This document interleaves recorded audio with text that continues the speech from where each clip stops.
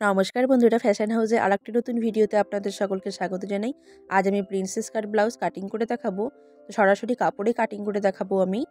তো আপনারা যারা সেলাইয়ের কাজে নতুন তারা একবার দেখলে এই প্রিন্সেস কাট ব্লাউজটি কাটা শিখে যাবেন। তো চলুন শুরু করা যাক। আর আপনারা যে প্রথমে হাতার ডিজাইনটা দেখলেন আমি সেটাও কেটে দেখাবো। তো চলুন শুরু করা যাক।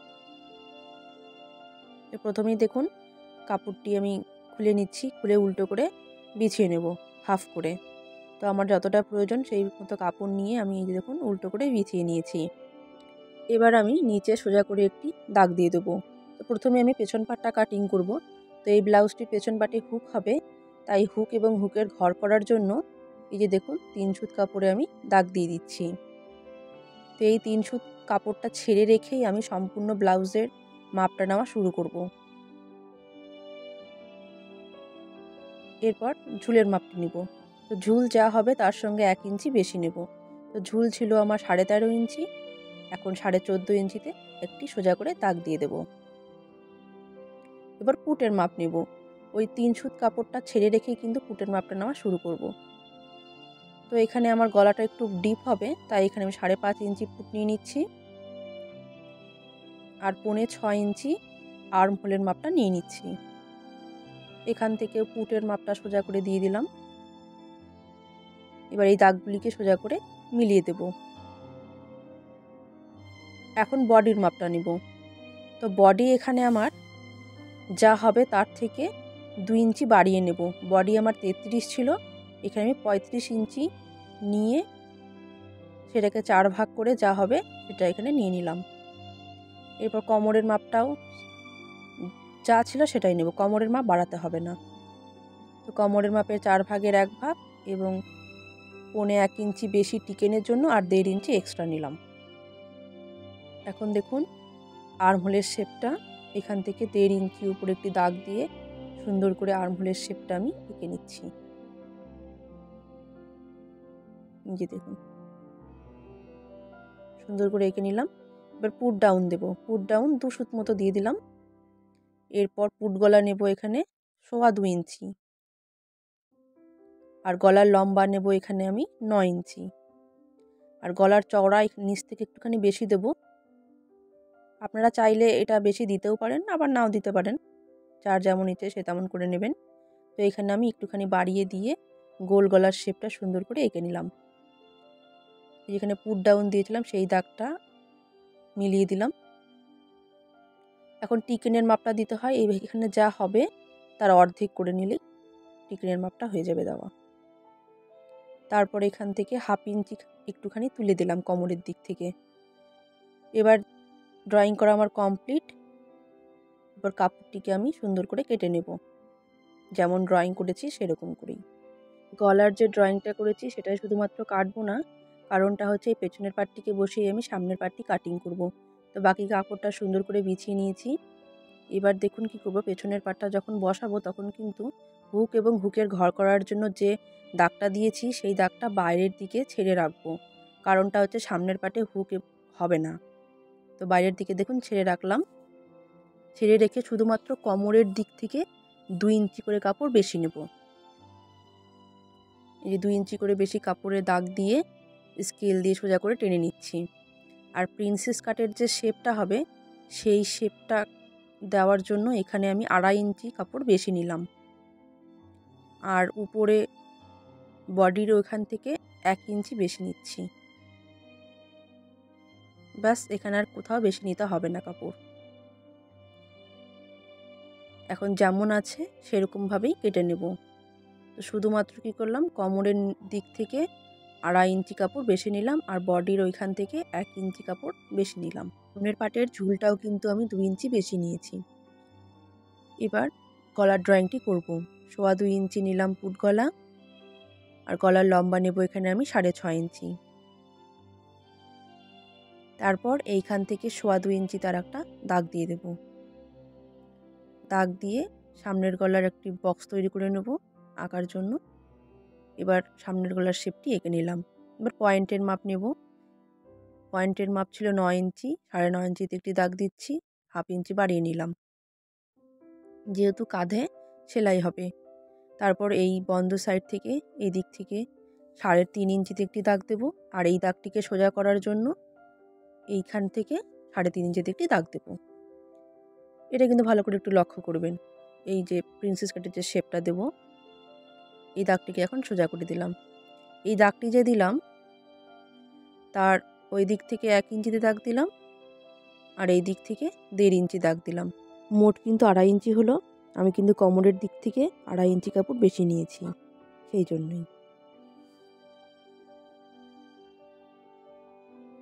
এবার আর্মহোলের দিক থেকে 6 ইঞ্চিতে একটি দাগ দেব। তারপর ওই যে 9 ইঞ্চিতে দাগ দিয়েছিলাম পয়েন্টের, সেইখান থেকে আলতো হাতে একটি শেপ দেব। তো দাগগুলো ঠিকঠাক আসছে না ক্যামেরায়, আমার হাতের দিকে একটুখানি লক্ষ্য করুন, তাহলেই বুঝতে পারবেন। দাগ দিলাম, তারপরে এই যে 9.5 ইঞ্চিতে দাগ দিলাম, তারপরে নিচ থেকে আর একটা 1 ইঞ্চি দাগ দেব। তারপর ওইখান থেকে আবার একটা শেপ দেব। শেপ দিয়ে একদম এই যে এখানে এই নিচ পর্যন্ত টেনে দেব সুন্দর করে। হয়ে গেল। এখন এই যে দেখুন, এই দিক থেকে একটুখানি তুলে দেব। এর কারণটা হচ্ছে, আমি বলে দিচ্ছি, তো এই দিক থেকে একটুখানি তুলে দেব। এর কারণটা হচ্ছে এই যে এখানে যখন সেলাইটা দেব দুটো অংশ, তখন এই দিকটা নেমে যাবে, এই কারণেই। তারপর এইখান থেকে এই যে 1 ইঞ্চি দাগ দিয়েছিলাম, এখানে মেলানো হয়নি, এটা মিলিয়ে দিচ্ছি। ব্যাস, ড্রয়িং করা কমপ্লিট। এখন কাপড়টিকে আমি সুন্দর করে কেটে নিচ্ছি। এই দেখুন, এই অংশটা কেটে বাদ দিলাম। ওই অংশটা কেটে বাদ দিলাম জন্যই পেছনের পাটের থেকে সামনের পাটটা 2.5 ইঞ্চি বেশি নিয়েছিলাম। এবার গলাটা কেটে ফেলবো। সামনের গলার ড্রয়িংটা করে নিচ্ছি আমি। এই দেখুন, এই গলাটাকে কি গলা বলে আমি ঠিক জানি না নামটা, তো আপনাদের কেটে নিয়ে দেখাচ্ছি গলার ডিজাইনটা। এই যে দেখুন, আপনারা যদি জেনে থাকেন অবশ্যই আমাকে কমেন্ট করে জানাবেন এটাকে কি গলা বলে।